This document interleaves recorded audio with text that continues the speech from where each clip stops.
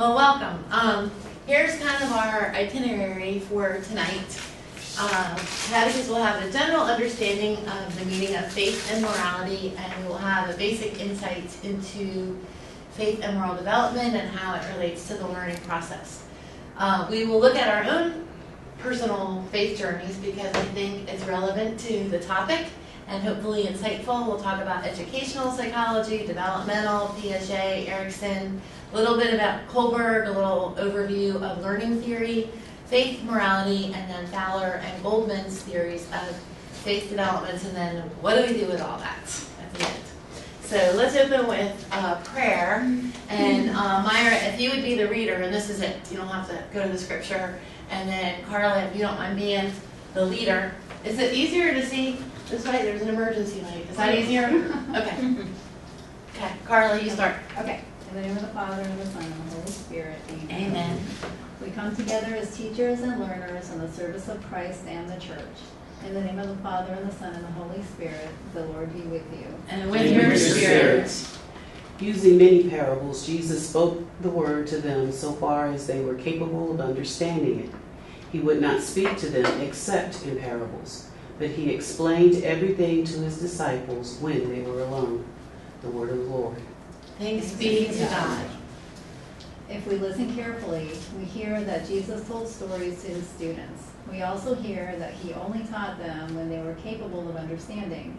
These words from Scripture were written long before educational psychology or learning theories were developed. Yet, we see that Jesus applied a basic principle of educational psychology to his teaching. He met his students, so to speak, where they were.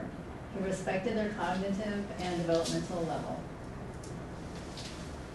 In this very brief scriptural account, we also see Jesus doing a little methodology with his disciples, the ones he would count on to carry on his work.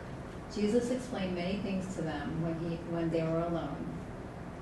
At this time, we have set aside some time to be alone. We have come together to grow and to be nourished in our teaching. Let us pray.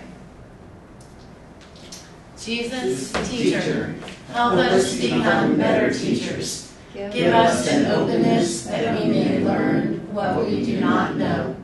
Give us a generous spirit that we may share what we do know. May the sharing of our gifts and talents with each other enrich us and all those you have given us to teach. Amen. In the name of the Father, and the Son, and the Holy Spirit. Amen. Probably, I love that just because it's like Jesus truly was the master teacher, that before we had all these names for all these strategies, theories, Jesus had it. And I know a lot of you at OCI really studied the story of Emmaus after the resurrection, when Jesus was traveling to Emmaus and he came upon the two apostles. And really in faith formation, I think any kind of teaching is a perfect example of the perfect pedagogy. You know, that Jesus comes upon them and says, so what's going on? What are you talking about? And clearly he knew, but he wanted to hear their experience. How did they process what had happened? And then he reveals the scriptures to them, beginning with Isaiah and the suffering servant, about what is told throughout history, what would happen with our Savior. So he does a little catechesis, or it's kind of the message, right? And then they get to the house in Emmaus, and they say, come in, have dinner with us. And he says, no, I can't. And please, you made us feel so much better. And he does. And they discover him in the breaking of the bread, right? So as they discover, they're changed because of the encounter. And then the response is they go running back to Jerusalem with their hearts on fire, saying, we've seen the Lord. So it's like just that 4-step experience, message, discovery, response, which is really, the way we teach every class. That start with where they are, what do they understand about it, teach, let them play with it, discover it, and how are they different because of that encounter. So it makes me think of that whenever we do that. So we're going to do a little exercise, and we'll do it until 7:30. But I think it's really helpful to look at the stages of development that you have encountered. So I've done this enough times that I've learned that the trick is to start with adulthood, because hopefully you remember that, and then try to fill in the grid for the earlier years. Oh, sorry, I didn't. Sorry. And you do not have to fill in every grid. For some reason, Gloria put two of these together. I'm sure it's the way I gave it to her to do. But what you're going to look at is this. We're kind of really trying to get to stages of faith. So if you look at this matrix, you have your ages across the top, which are different stages of development. And then here, you're going to think about things that happened in your life. So where did you live? You know, we talked a little bit about that. And I mean, certainly Carla's experience of moving every 2 years compared to my experience of growing up in the same town is going to have an effect on my development, okay? So just places where you live. You know, if you grew up kind of not having a lot of stuff and then like all of a sudden in middle school your dad or mom won the lottery and your life changed, you know, that could impact your development. So you're just really looking for key events. Who were key relationships at different periods in your life? Was it family, teachers, leaders, bosses, peers? What was your self-image? What was important to you, if you can remember? Marker events, and that's like, you know, the first time maybe somebody died in your family or a change in status, which could be related to moving, but it could be divorce, things like that. What are things that happened? Images of God. If you remember feeling close to God, God was not present. I know when I was a little kid, they used to sing that song all the time about He's got the whole world in His hands, and I just pictured God as a little kid with these huge hands, you know, if He had the whole world in His hands. So things like that, events and conditions in society and the world, and that's things like, you know, 9/11. People that are just a little bit older than me know where they were when John F. Kennedy was shot, you know, the Vietnam War, but things that happened in the world that maybe had an impact and shaped you. What did you worry about at different ages? Questions you may have had about religion. What did you like if you were raised Catholic, or even just whatever religion you were raised, if you went to classes? And then about prayer, what your prayer through the stages. So you just kind of take about 5 minutes. Like I said, you don't have to fill in every matrix, but things will start jumping out as you start writing. And my recommendation is start with adulthood. Now, let's give you a little music for this.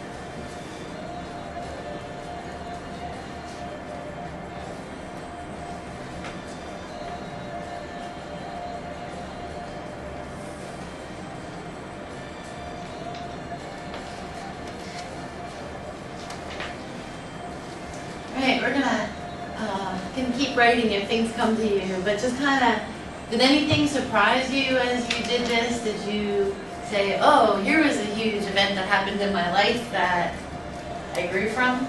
Anything jump out? Sure. So my father passed away July 4th, 2003, and I actually felt hollow because he didn't know. He didn't really have a relationship with God. So in addition to the loss of your dad, worry. Yeah. It was, the loss of my father, it was kind of a known thing. Okay. And, but really after spending all the time in church and listening, but not being baptized yet or anything of that nature, I felt like he missed out, and I was sad for him.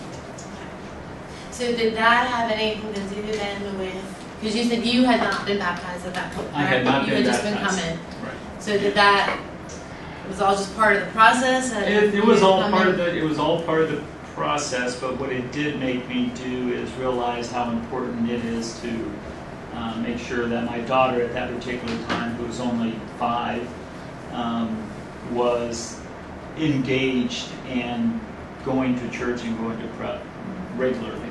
So I thought it was a better opportunity for her to learn at an early age something that I didn't. Right. Wow. Just like going on that, like some people just thinking about like the person, somebody that was close to you when you first experienced death, I know for my husband, I think it wasn't until his dad died in 1995. Like that was the first time he had experienced death, and I think that, like you were saying, it's a different experience and you process it a little differently when it's the first time when you're older. Carla?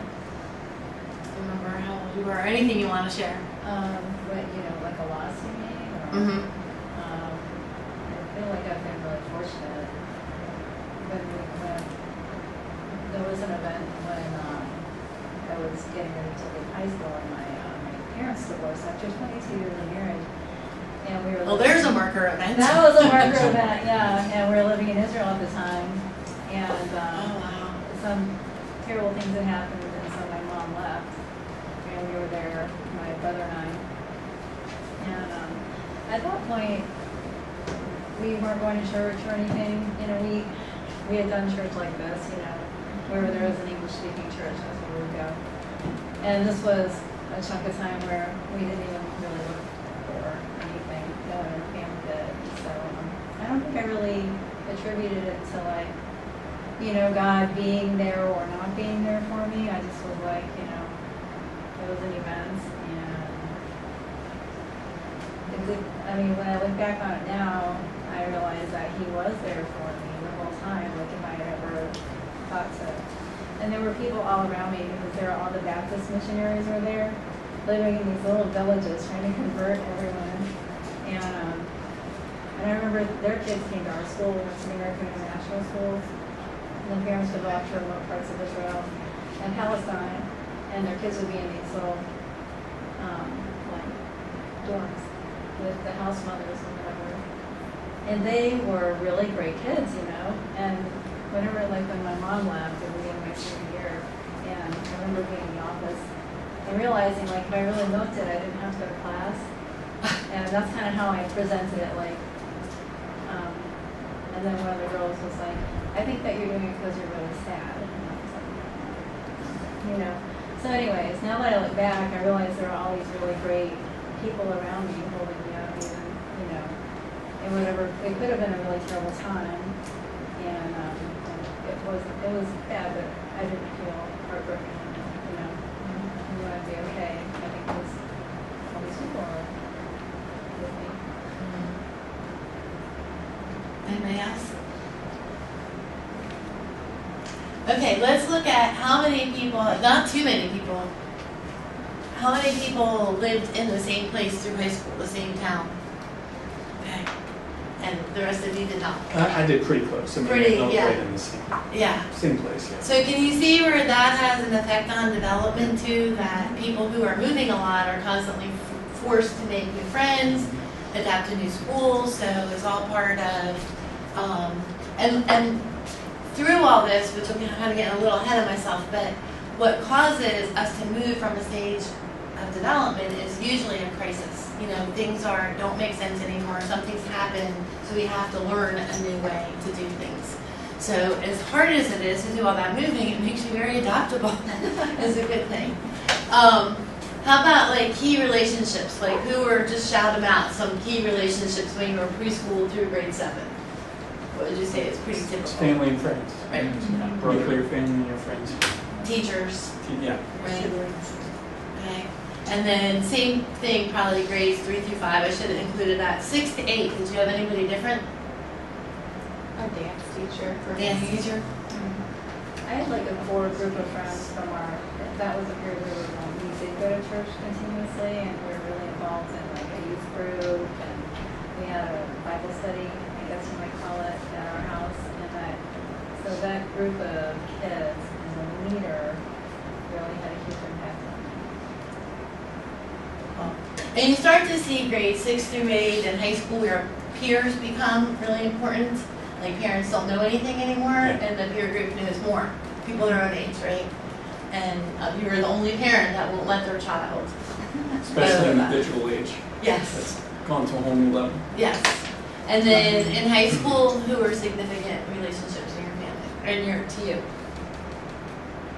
Boyfriend, girlfriend. Right. In high school. Teammates, if you play, a lot of sports, Mhm. so you Right. spend a lot of time there. Right. What were things that were important to you at different stages? What's some things that you wrote down? Christy, think of something. I mean, I think something interesting that sort of key relationships, but also what was important to me is kind of like it starts off when you're little with family, and then kind of goes to friends, and then as things moved along, I kind of wrote when I got to high school, like the future is like the big thing, especially as you get towards the later grades, and it's all about college and what are you going to be, when you grow up, and what are you going to do with your life, and then kind of as I went through, as far as I am into adulthood, it all kind of circled back to the beginning with family. And I mean, we lived in Tennessee, and when I was pregnant with my second kid, we moved back to Georgia to be closer to family. That's interesting, like it's kind of that circle. Yeah. I moved further and further away. Well, and I think, There was reasons for that, though. But it's also like I can remember being a kid saying, like being mad at my mom, going, "Mom, I will never make my kids eat peas. Never, ever, ever," And I remember being a kid and you doing stuff to me, like the face, being like, I always said I would never do this to my children. As you're doing. But the point being that either, we adopt those things that we learned, or we Absolutely. completely reject them, Mhm. So it's interesting. Anything else that people put for important to you as you were growing up into adulthood? I just sort of noted in a few of the categories, it's sort of a commentary on how work focused we are, because I jotted down colleagues Right. a lot, and you really, it kind of adds a dimension, and I guess it like in my mind it immediately starts prompting questions about like work-life balance, like is that too important to you? Right.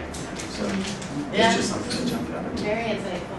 Well, Christy, we have always been kind of far away from our families, and when we started having kids here, I found myself gravitating to like the older community, not old, but older, like someone that could maybe mentor me or help me, and there are like so many women that have come and gone in my life that they've said things to me that maybe I could have taken maybe almost insulting, but they were really telling me like, you got a chance here, take it, go, knock that out, and go this way. And I remember every single one of them because I was always so grateful for their honesty, and I was like, you know what, you're right. I have to work on that. Very cool. Okay, marker events. We talked about some of those, but let's tie kind of marker events maybe with events and conditions in the world, like big things that happened that made you pause or relook at how you think of the world. Black Monday, Black Monday. 1989. What was Black Monday? That's when the stock market crashed. 1989. A little hiccup. Yeah, it was a hiccup. It was a correction. But You remember it? It was I huge for you. remember it because my career, I was just becoming, the person that I always wanted to be from a success point of view and a monetary point of view and everything like that, and that just kind of stuck in my mind. Non-religious. Yeah. Completely. No, but but it was. but it's it was a all marker part in of life. defines you, Right. right? It was a marker in life. Right. What was your takeaway from it? Do you remember? Or now, like looking back Being more on. diversified. I was going more for like, I was really young. I mean, the only thing that was really back then in my range was 401ks and stuff like that. Right. I didn't jot this down, but when you were saying that, I remember in the early years, like being a kid in the Burbs. mid-70s or early mid-70s, when we had the gas crunch. And I remember sitting in the lines to get the gas. And so another marker event for me was my parents got divorced when I was second grade, around there, 7 years old. And I remember one time sitting in the car. So I remember the lines, and for the first time making this connection between like economic conditions in the world and what my day-to-day life was really like. And I remember not being able, I wanted to go to my dad's house or something like that. And it was, no, we can't do that because we're rationing the gas. And that's like basically not in the plan for today or this weekend or whatever. So, it's funny, like I haven't thought about that in who knows how long. But it was, for being pretty young at the time, those were some significant dots to start connecting. Christina? Yeah, so one market event, I guess everybody expects that in German, so what would be the big market event would be when the wall came down, of course. And Yeah. I remember sitting there, I was pregnant with my daughter, looking at it and going, you guys gotta be kidding. Because everybody was supposed to be all happy and it was wonderful and freedom, and we were only, we were West German, so we were looking at it and going like, do you guys know what you are doing? So I was like really conflicted about it. Wasn't all this joy that the whole world was supposed to be feeling about it, and wasn't. It was a lot of insecurity, about that. And just personal safety, I guess. Well, not really personal safety. I was not worried about. I was worried about maybe the economy and just what was going to happen, because I always felt like that while everybody wanted the glory for this reunification, everybody wanted to give themselves the credit, so they rushed to open the borders, and guys gotta think before you do, and they had a pretty rough go afterwards, for many years, where there's still to this day, it's still not the same in East and West, but. Yeah, so economically, and also Generational. There's a lot of political, residual, from the past that comes to haunt, the East. So, but anyway, so that was quite interesting. And then being pregnant at the same time, because my daughter was born right afterwards. Wow.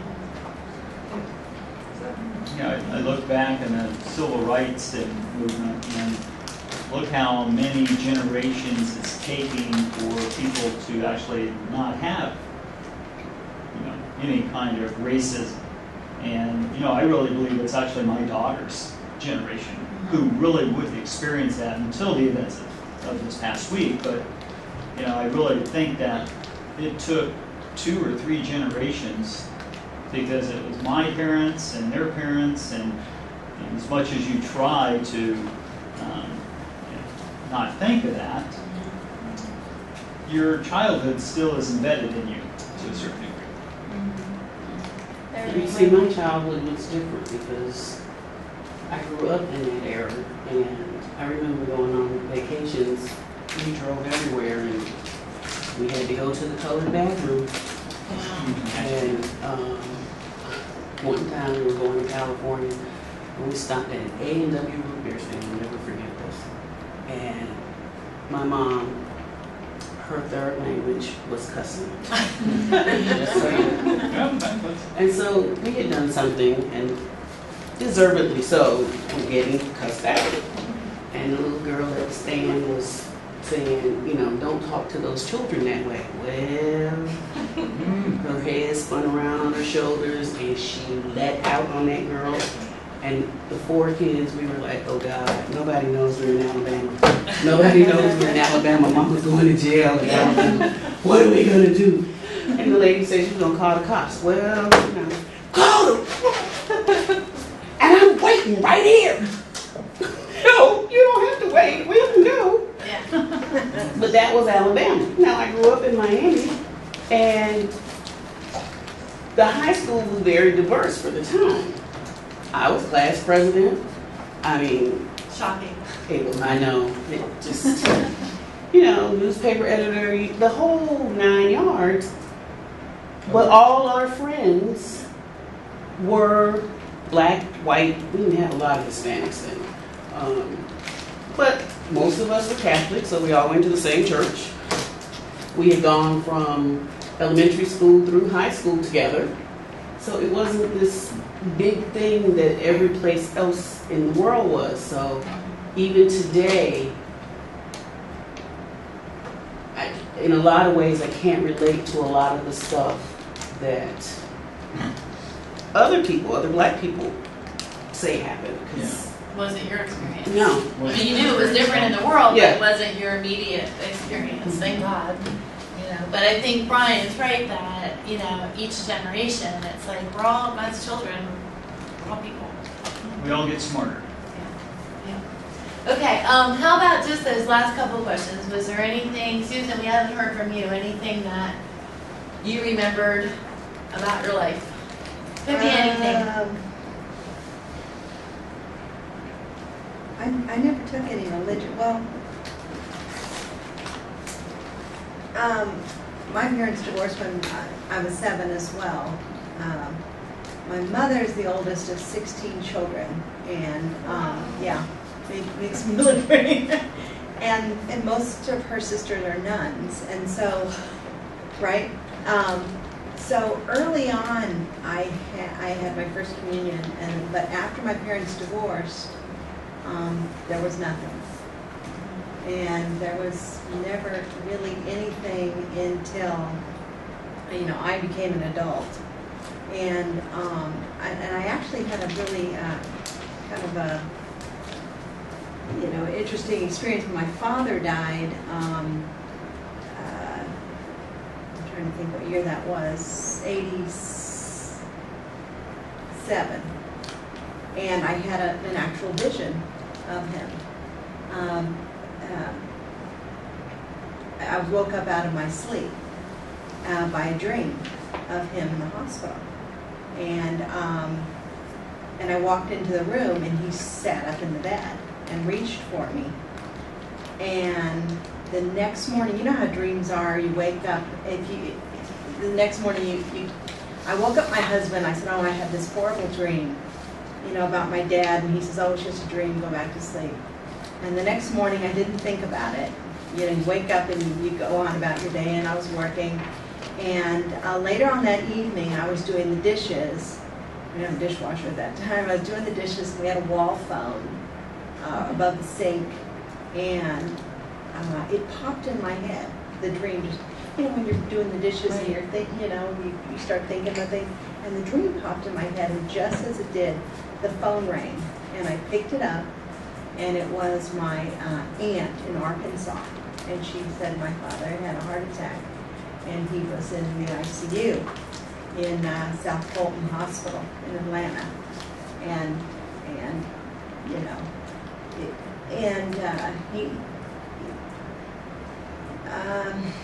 you know, it was just such a profound thing that happened to me. And he did pass away, and I happened to be there when he died as well. And I'll never forget the nun who was there. They transferred him to St. Joseph, so he's not at South Fulton with nuns. He's at St. Joseph with nuns. I was at a meeting, and we thought he was doing better, but he went into cardiac arrest, and so I had to fly home from a meeting I was at, and I have no memory of it except for getting there, because it was one of those, and she said to me, he's been waiting for you, and I'm a nurse, and I took one look at him, and his eyes were glassed over, and the monitor was going, and she said, tell him it's okay to go.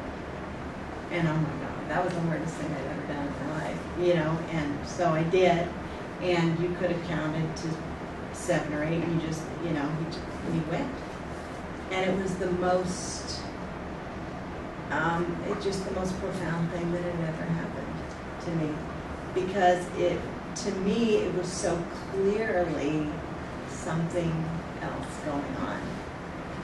And that's when my, That's incredible. so, yeah. He waited for you. The what? Yeah. He waited did. for you. Absolutely, yeah. Yeah. Wow. yeah. Well, I So- think it's really interesting, just to tie all this up to relate it to our teaching, is that obviously you have these profound experiences, these marker events, that we move from stage to stage as, our personality develops and we need to learn new ways to do things. I love, the idea of knowing your kids in your class. You're probably going to only know them up to the grade level you're teaching, but to modify it somehow to learn about them. How long have you lived here? How many brothers and sisters do you have? Do you have grandparents that live with you? Just thinking about, these kids today have grown up with, what was this, the 18th shooting in Orlando? I mean, that has an impact on their life, their safety, their security. How do they process that? So just to be sensitive to the child you once were and to the people that you're doing ministry with, I think is important. So let's just take a little quick tour of some development. To teach catechesis, obviously we have to know the content of what we're teaching. It doesn't mean we have to be theologians. We're journeying with people. Just a lot of you had the OCI experience, so you were someone journeyed with you. That I don't know why, but I never felt in all my years of religious education, I always had permission to say, that is an awesome question. I wish I knew the answer to that question, and we're going to find out. And how cool that we have Google and internet and can find out quicker than we used to. So they're not looking for theologians, but obviously, basic knowledge of what we're teaching, and that's provided in our teacher manuals. And the lovely word of the week that I send you every week. Scripture, people of the Word, praying the Word, knowing the Word, hearing the Word, living the Word, attending liturgy, have some understanding of that, be engaged in the sacramental life, that we should lead a good moral life, we should be people of prayer, and know the church teachings and live them. And then finally, familiarity with the process of how do people learn. So it's great. We've all had teachers who were brilliant but couldn't teach you at all, right? Okay. So we want to have some familiarity with that process.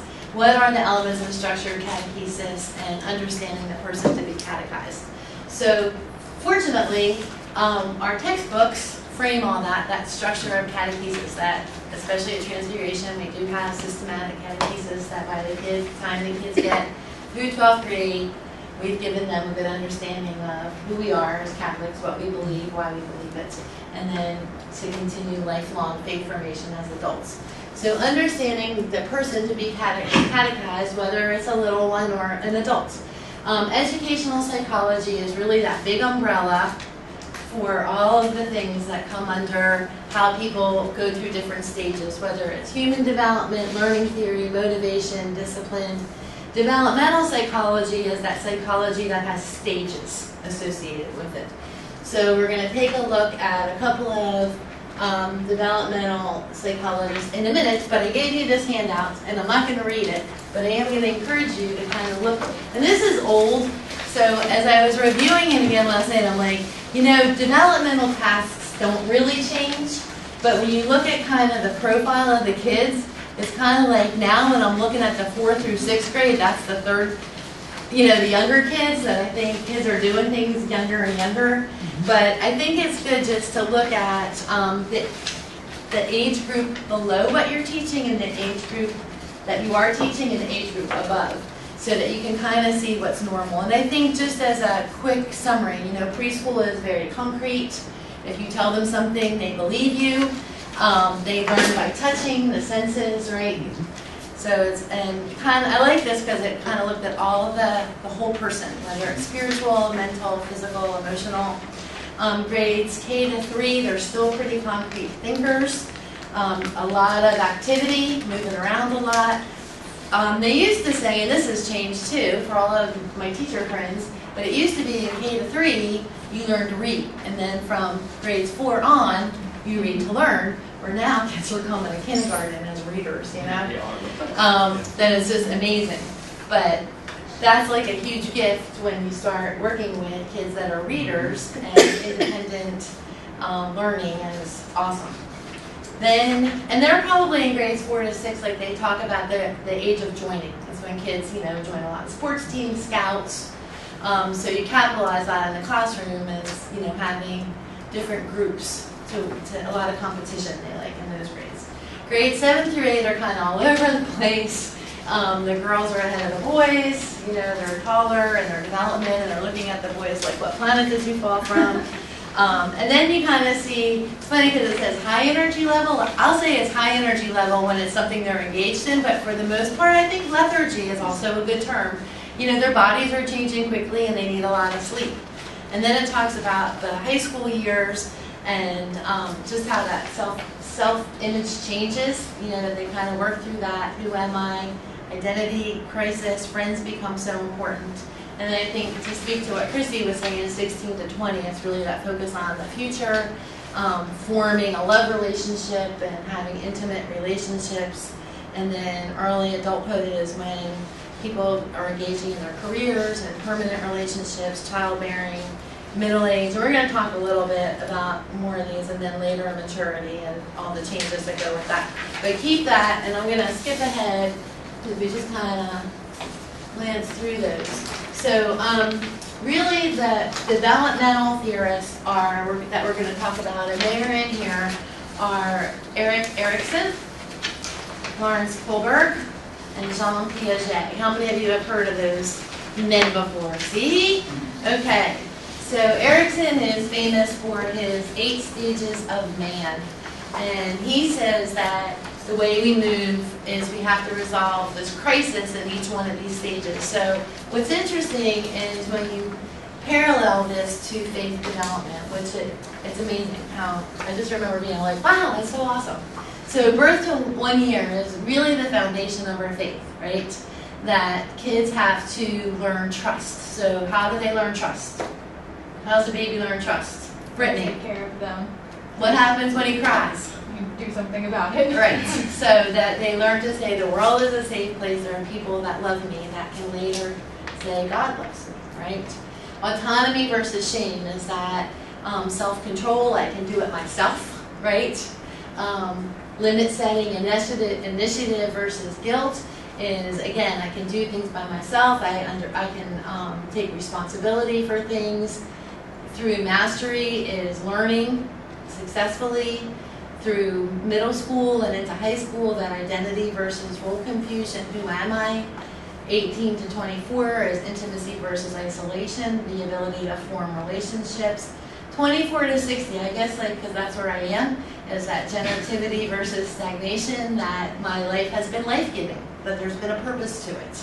And then finally, the 60s, ego integrity, that you can look back on your life and say, it was good, or despair. So that's kind of Erikson in a very quick view. And I think, did I give you that in there besides? No, I didn't. Okay. So that's Erikson, just so that the big thing to remember about Erikson is don't remember all those 8 stages, but that it's a conflict that helps us to grow and to move to a new stage. Learning theory, how do we learn? So if I asked you, Alan, how do you learn? What would you say? What's your best way to learn? Visual. Okay, you like to see it. Mm-hmm. Okay. Anybody else? Do it. Do it? Okay. Some people it's hearing, some people it's a combination, right? So the main 3 school names of thought about learning, how people acquire learning, is cognitive, which is your brain, information processing, Okay, and that's Jean Piaget that's how we learn, it's processed through our brain. The behaviorist, you all remember B.F. Skinner, right? And what was it, the dogs? Pavlov's dog. I was saying Maslow, but he's self-actualization. Pavlov's dog. So it's behavioral learning is that you can measure learning. It's an observable change in behavior is behavioral learning. So in the way that behaviorists do it is I reward you if you do something well, and I remove the reward if you do something undesirable. And then humanism is Myra's favorite. There's a little map in here. Unconditional positive regard, that learning has to be meaningful, and that I have to be in a relationship with you, Mark, for you to learn something from me. Okay? So there's a little triad here that for humanism, it's, I think I did all this. You know what? Sometimes I forget what I was doing. Let's go, just bigger. Okay. Oh, I know. You skipped all that one. No, I think I did. I want to go to, here's humanism. Okay. So it's this triangle, and it's all, congruent, that there's unconditional positive regard, and that we are facilitators. So I think when you look at all three of those, probably, except for the really purists, that we use all three of those strategies when we're teaching to encourage learning, as well as the auditory, the visual, the tactile, and we'll go back to that. So let's look at Piaget. Come on, Jean Piaget. The very interesting thing, why am I not going back? Each line. Okay. Oh,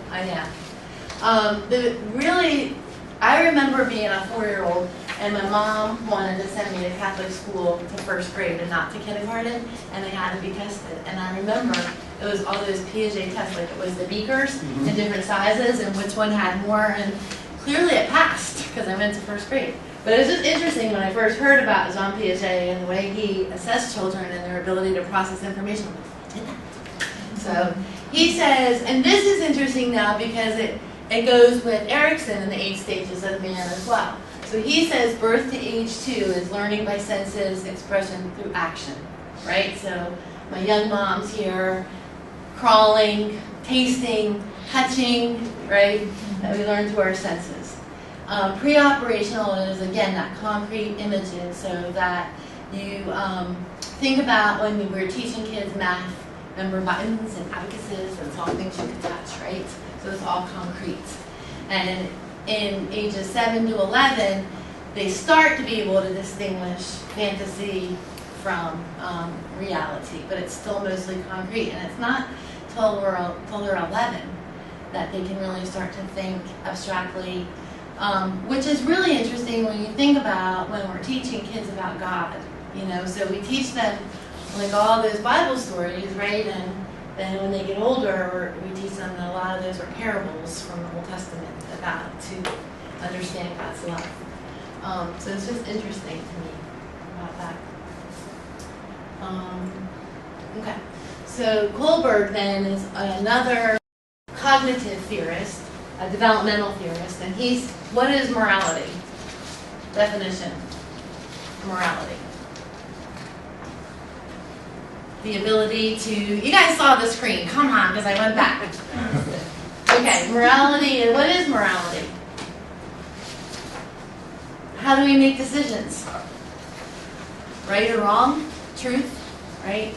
Morality. So in our faith, when we teach morality, we say it's about forming a conscience so that you can decide right from wrong. It's about our relationship with God. That as Catholics, our moral basis is scriptures, the Ten Commandments, the magisterium, the teachings of the church. So response to grace, it's God's life within us. That's how we make our choices. I wish I hadn't done this, sorry. It's grace-centered. Okay, I guess that's it. So morality is that really forming a conscience and how we make choices, right? Kohlberg, so the big criticism of Kohlberg's theory is an all-male sample. And I think it was Carol Gilligan was a woman that challenged it, and she included females in her sample later on, but pretty much the findings were the same. So all human people, it doesn't matter. But what's interesting is he says that the early stages of decision making are fear of punishment. You do the right thing so you don't have to be in timeout, right? But it's also, when you look back at Erickson, learning to set limits and have self-control. And then reciprocity. If it's good for me, and I'll do it. If you do this for me, I'll do this for you. And this is how we make choices. Conventional is desire for approval. I want you to like me, so I'm going to do the right thing. I want that bonus, so I'm going to do the right thing. Maybe. Law and order, he says 75% of us make decisions at this law and order reasoning. That it's, and it's not a bad thing. We have a speed limit, right? 55. If you go 55, everybody will be safe. You follow the law, so it keeps order for the community. Then this higher level thinking is, or moral reasoning is, commitment to the common good and living from consciousness of universal values. So even though you make decisions, even though it may be against the law, but you know that it's the right thing to do. So I kind of would think of people like conscientious objectors, you know, where you're willing to take the consequences, people that protest and could go to jail, but they believe that what they're doing, so they're willing to take the consequence of not the order, but they have to do the things. Or I think of people like Dorothy Day, you know, somebody that started a Catholic worker movement to take care of the poor. That it's just a higher level of reasoning with the responsibility that goes with it. Jesus, I mean, when you consider him a rebel, you know, so I hope to be there someday, but it's a work in progress. Colbert also says that the best way to develop our conscience is a lot of what ifs, like hypothetical statements, you know. So I'm sure you all remember, if a poor man stole a loaf of bread, is it wrong, right? Yeah. But just working with kids, what would you do if, helps them to develop moral reasoning. Knowing what's the right thing to do doesn't always guarantee that you will do the right thing. So I'm sure nobody here has ever experienced speed limit, right? That's an easy one. That's an easy one. But I think it is, but that's part of living our faith, right? Living the gospel of Jesus Christ. And it is challenging and it is moral decision making every day. You pass a homeless person on the street, what do? You know, and there's not, well, the right answer is be Jesus to them. But how do you do that? So every day we have those encounters to live our faith. We talked about all that, behaviorism, good. Howard Gardner, he is a person who says everyone is smart. That, and this is Myra's talk that she's at the Catechist Day. So he has this theory of multiple intelligences. The really cool thing is that for like up through 12th grade anyway, you know, the people that publish these textbooks have educational psychologists and developmental, and they incorporate all this. So for those of us who have been teaching for a long time, now there's a multiple intelligence activity in your lesson. So that if you have somebody who learns by maps, they have that opportunity to do that.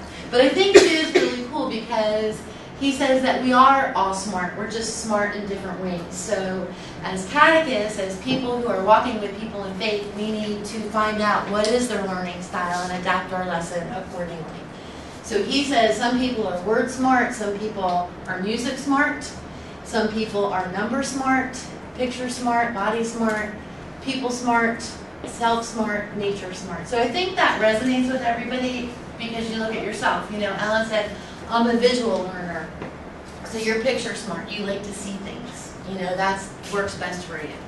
So I really like this just as an example. I just did that one. And I have a book if you're ever interested. I meant to bring it. So it's a really thin little book. But it's a priest, Father Nuzzi, who took Howard Gardner's theory and applied it to faith formation, like ways to implement it. So here was an example of what he did. So I'm just going to go around and read one. We'll start with Carla. Share a recent experience of sickness. Share the events of when someone you knew was anointed. So that's that interpersonal people smart, right?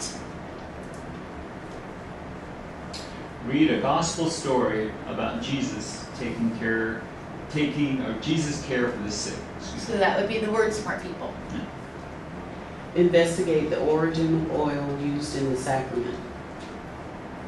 Smell the oil. Discussion on physical and spiritual healing. Invite a minister of caring or a healthcare professional to discuss the special circumstances surrounding the illness and the sacrament. Read writing prayers of the anointing of the sick. Make cards, visit the sick, sing at a nursing home. Listen to music about healing. Okay. So you can see where it hit on all that and that everybody in your class would be engaged. Not that you wouldn't necessarily need to do all those things when you're teaching about anointing of the sick, but it's just a way of meeting the learners where they are. Make sense? Okay. What do you think of when you hear the word faith, Myra? Really? This one I get to be VD. What do you think of when you hear the word faith? I think of God. I think of spirituality. I don't necessarily think of religion because some of the most faith-filled people I know do not belong to any kind of organized religion. So, faith is probably the embodiment of an agnostic because yes, there is a God and yes, there's something I believe in, but it doesn't have to be in an organized state. Good. Anybody else? Any other words? I don't know where it comes from, but it's been described as or defined as belief in things not seen. You have hope. Trust. Okay, here's what some of the experts say. Agree? Great. Put your faith in action. Right. Represents the changing nature of our faith, perceptions, and understanding during our journey. So as we grow, our understanding, our relationships with God change. Personal.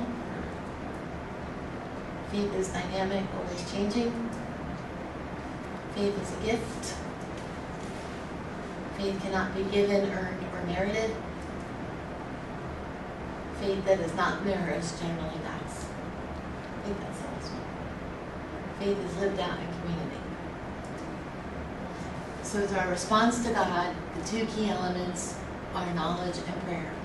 Then we have to let go and let God. So what does that mean? The part about the two key elements. What does that say to you? Well, we would learn and know, and we're sharing that knowledge, but nothing goes forward without some kind of prayer to strengthen us or strengthen them, or thank God. I think I didn't hear Father Dennis's homily, but someone said he said at the 8. What if you woke up tomorrow and you only had the things you thank God for? And we don't take a lot of time to be grateful to God for what we have. I mean, I think a lot about, or historically, that faith is something, it's easy to believe you have faith until you really need it. So it's always, when things are going well, it's easy to talk about having faith, but when it's shaken is when you find out, how strong it is or how much you doubt it. Or you get it. Or you get it, yeah. Yeah. Or you get it. I think prayer builds your knowledge. And I think it's, it is our response to God, it's our response to our relationship. So all the people that we have a relationship, we know them. We want to know more about them. And isn't that true about our God too, right? And then prayer is that communication piece of being in a relationship. The two-way, just being available to each other, whether it's quiet, I'm just in your presence, God, or asking or listening. So, you've probably all heard that too about faith is caught, not taught. Right? There was, and I just want to read this because It's not my own words, but when I read it, I thought it was really neat. Fowler is at Emory. Actually, I think he just retired recently, but he was a professor of theology and developed the stages of faith. But one of the things that he says is that faith, the word faith, is a recognition that certain ideas are true. That where we talked about faith is personal, so faith is our personal relationship with God. Belief is the assent or acceptance of the ideas accepted in faith. So we pray the creed. We all believe that, right? And then religion is living out that faith. So in our case, it's the Community of Transfiguration, part of the Universal Catholic Church. So I just thought it was interesting. Like, I had never really thought before about the difference of those words to talk about faith, belief, and religion. But it all fits together. So Fowler, and I did give you, I think, in that packet, his stages of faith. And even though I've been teaching this class for about 12 years, I still cannot pronounce half of the words in his faith, but they really align to Erickson.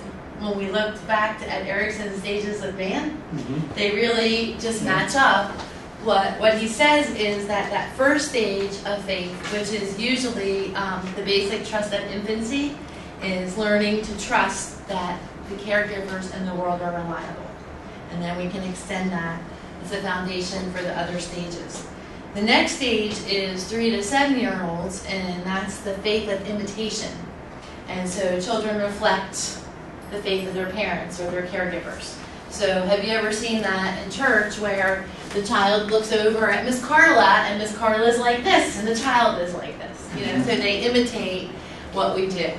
And that's a way that they begin to learn about faith, is the stories that we tell them and by how important it is to us. The next is about 7 through 12, and it's the faith of joining. And that is where you begin to internalize faith attitudes and views of person, and it's still mostly affected by the adults in your life. 12 to 18 is synthetic conventional, and it's the faith of trusted adults, and that's usually the early teens. So it's also affected by their peer group, you know, so that's why I think relationships are so important in really any age, but I guess you see it mostly with the teenagers, you know, that is positive peer pressure.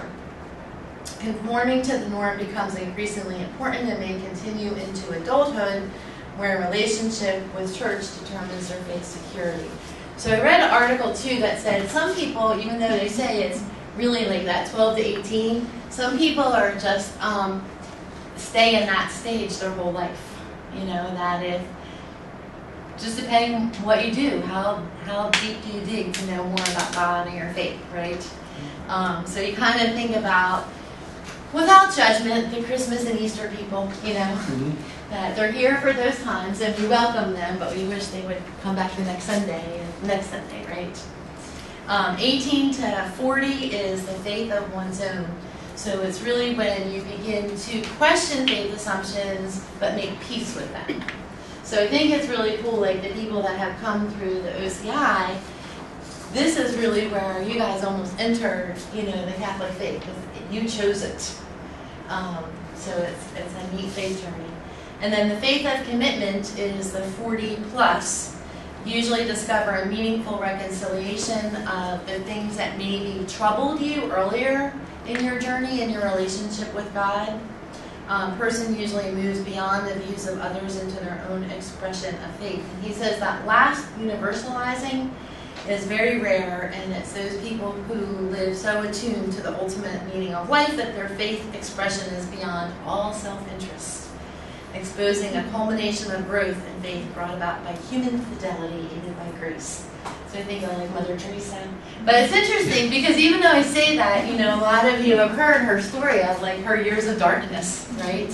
Where she didn't feel God's presence. So most of the kids, you know, that we are teaching are up through here, and then as adult, if you're working with adults, you're in that older stage. And again, the way you move is something happens in your life to cause you to want to look at things differently.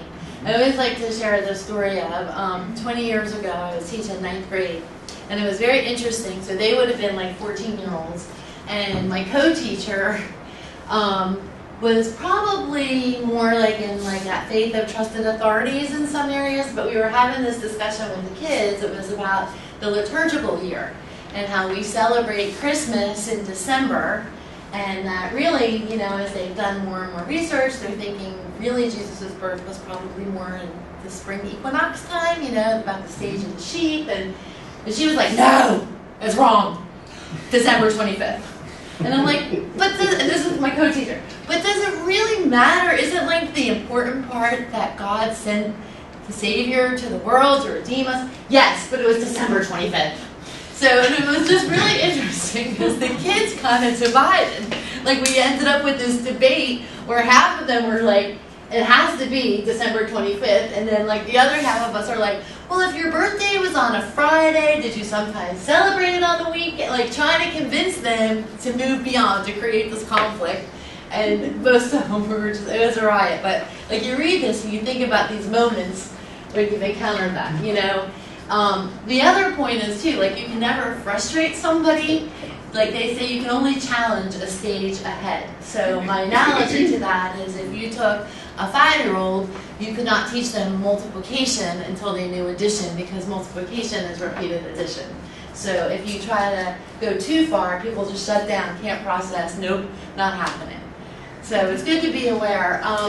It's in, a lot of you have taught 9th grade too, and it's a Jesuit priest that wrote the book that we use in 9th grade, but I think it's the 2nd chapter.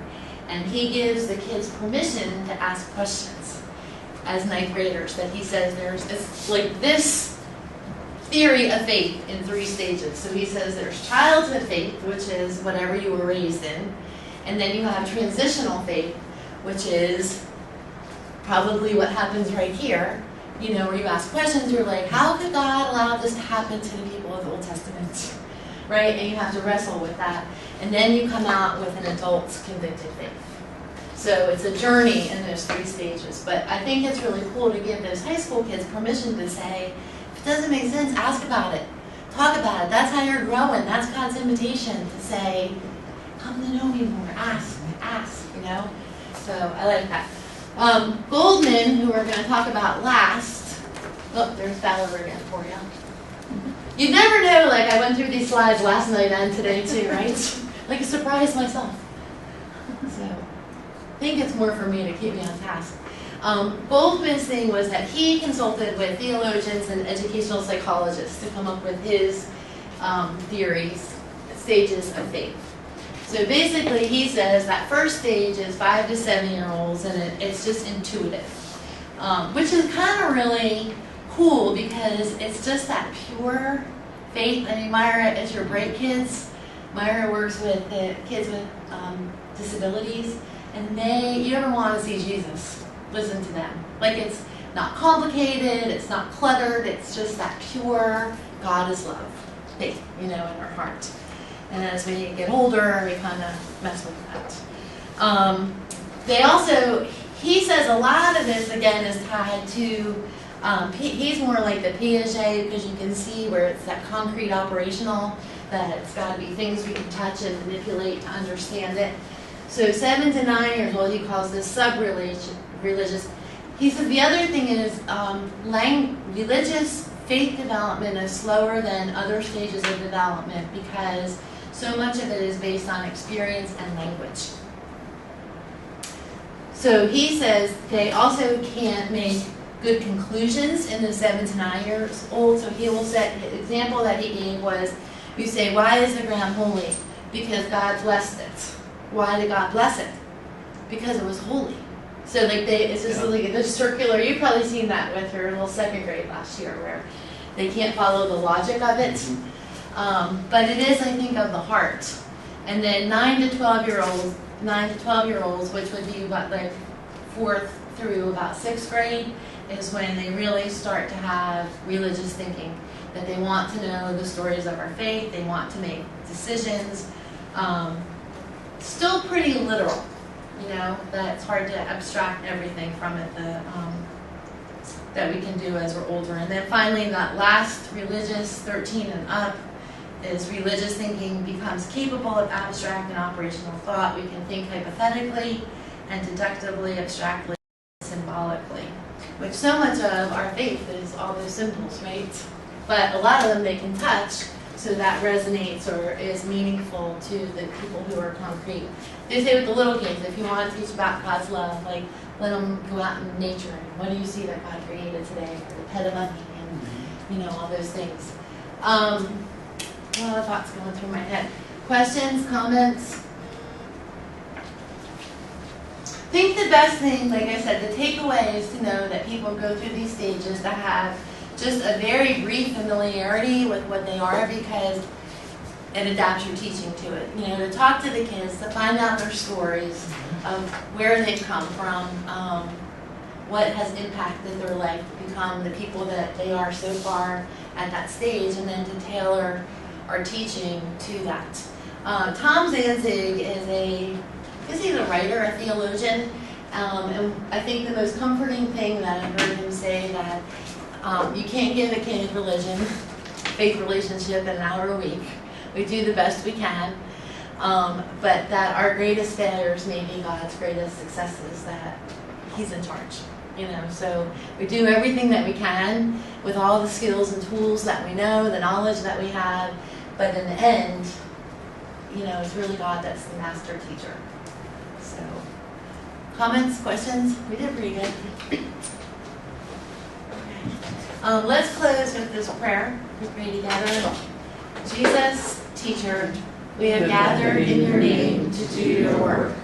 Help us to follow your example in meeting the needs of those who come to us to learn. May we apply the ideas and theories that we have shared with each other to our teaching. Help us to motivate our students to learn and to grow in love and faith in you. Holy Spirit, enlighten each and every one of us. Give us your gifts of wisdom and understanding and understanding. Grant us the gifts of knowledge and courage in our work. Amen. In the name of the Father, and the Son, and the Holy Spirit. Amen. Thank you all so much for coming. I know most of you had busy days, and to come and spend time learning is very grateful for each of you. Thank you very much.